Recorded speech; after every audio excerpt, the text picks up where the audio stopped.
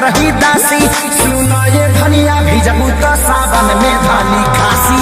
सुनो ये धनिया भिजबू तो सावन में धानी।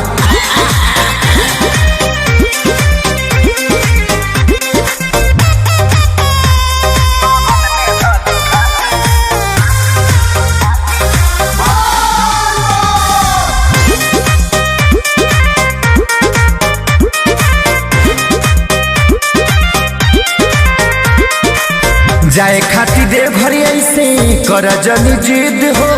भोला के कृपा से यही जा हो जैबू प्रसिद्ध हो। जाए खाती दे भरी ऐसे कर जनी जिद हो। भोला के कृपा से यही जा हो जैबू प्रसिद्ध हो। लइकन के जैसे तू काहे बांधे लुहासी। सुनो ये धनिया भिजबू तो सावन में धानी खासी। सुनो ये धनिया भिजबू तो सावन में धानी खासी।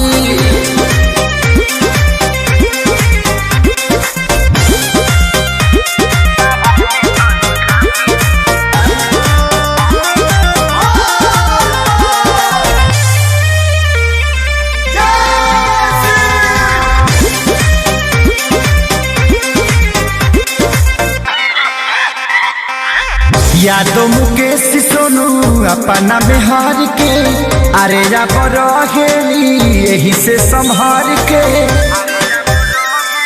बुझलो। यादव मुकेश सोनू अपना बिहार के अरे जा रहेली यही से संहार के। खेसारी समझे कि घर ही में बा